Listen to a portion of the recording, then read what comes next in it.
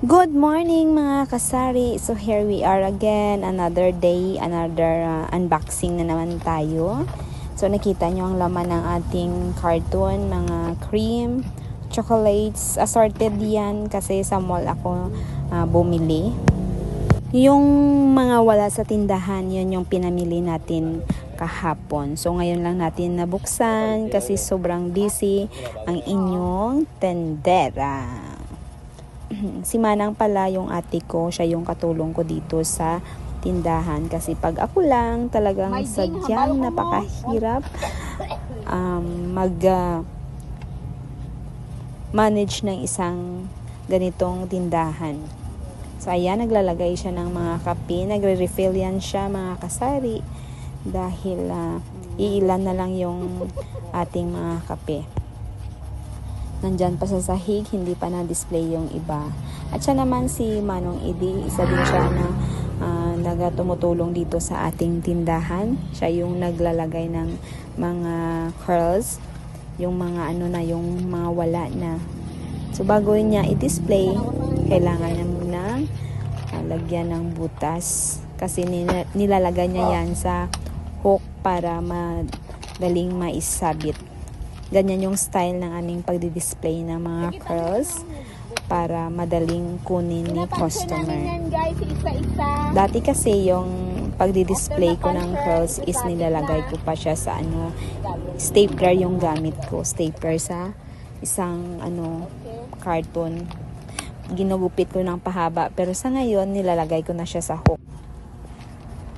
So, 'di ba, maganda siyang tingnan at daling kagaya nga ng sinabi ko, madaling kunin ni customer. At 'yan, bumili ako ng isang bag ng Chococham milk at saka isang bag na Movie caramel. So, bumili tayo niyan mga kasari para for sure may mga stock tayo kasi nag-uubusan yan sa market. Madaling maubos kahit sa mall. Kaya bumili talaga ako ng tig-iisang bag kasi yan yung fast moving Movie caramel at saka Chococham. The rest na mga curls, medyo lang, nagkuha lang ako ng tig-5 klase lang. Sa kada klase, tagli-5 pieces. Kasi madaling ma-expire kagaya noon. Actually, yung aking mga curls ay dito yan sa loob. Pero sa ngayon, talagang sa labas ko na din-display kasi hindi siya madaling makita ni customer kaya maraming nag-i-expire, sayang lang yung ating capital. Kaya isipan ko na na sa labas ko na i-display yung ating mga curls, yung mga junk foods. Yung kagaya ng mga Nova, Piatos, at saka pa ba, basta yung mga Rinbi, yung mga kilalang mga junk foods yung ating binili para madaling ma-recognize ni customer at talagang bibilhin niya dahil natikman nila na masarap. So ayan, si Manong Edi nagdi-display. O diba, mas magandang tingnan kung nasa labas.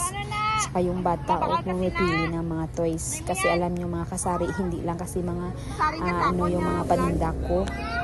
Mga mga grocery, kundi mga sari-sari. O ayan, si customer na Ryan bumili ng uling. Nagtitinda rin tayo ng uling, tag 20 yung per pack. Nagtitinda rin kami ng isang sako na uling pero nagre-repack kami kasi sayang naman. Yung tindahan namin mga kasari, nasa highway lang po kami. Kita nyo yung mga dumadaan ng mga tricycle at saka mga motor. O diba? Yan yung ating tindahan. Sari-sari po ang ating mga paninda. Nandyan si Manang. Nagdi-display na naman siya ng mga kape. Mga kape, gatas, 3-in-1. Basta yung mga hinahanap ni customer. At saka yung keso natin is only 40 pesos. 40 lamang po. O diba may promo si Magnolia Cream. Makasave po tayo ng 15 pesos. Bibili ka ng dalawa. You can save 15 pesos. Nakwat na nila. Hinahanap ni customer yung yung mas murang cream. Maganda rin yung Nestle cream pero mas mahal, kaya yung mura yung ating pinili. Nagtitinda rin tayo ng mga vanilla.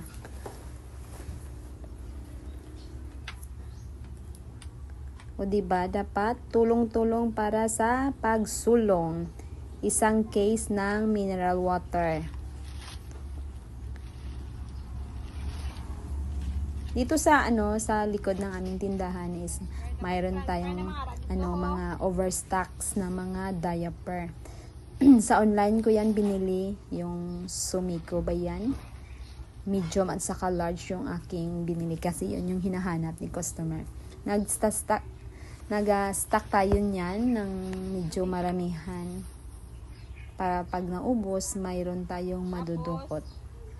Sinadya ko talaga na marami yung binibili ko para hindi na para paghanap ni customer may stock tayo kasi mahirap na paghanap niya na wala.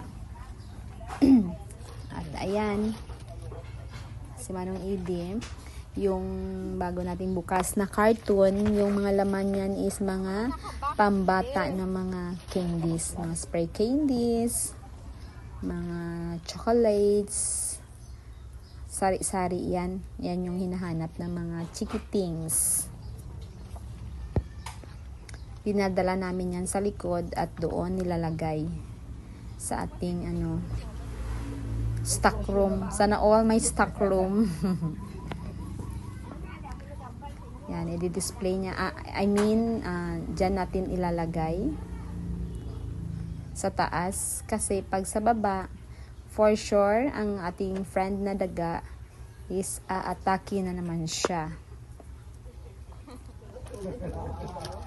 So, wala na. Gani kayo ma-upload ko mo. Maganda kasi pag may mga overstock tayo. Just in case maubusan, may madudukot. Ito yung ginagawa ni Manang sa ating queso, cheese. Ng sinicellophane para hindi siya mabasa kasi nilalagay natin sa loob ng ref para hindi madaling masira. Kasi noon, experience ko, pag hindi mo nilagay sa ref ang mga cheese, madaling masira lalo na pag mainit yung panahon. Kaya sa loob ng ref, siguradong safe.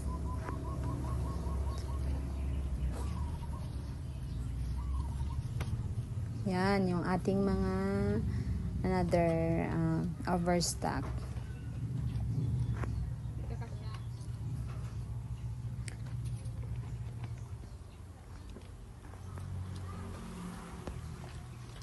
Talagang sipa at tiyaga lang tayo mga kasari, no? Para sa ating future.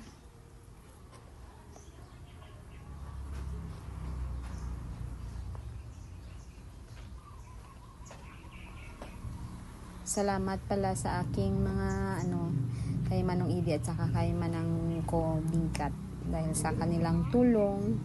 Dahil pag ako lang talagang nakakapagod pero enjoy naman, sulit.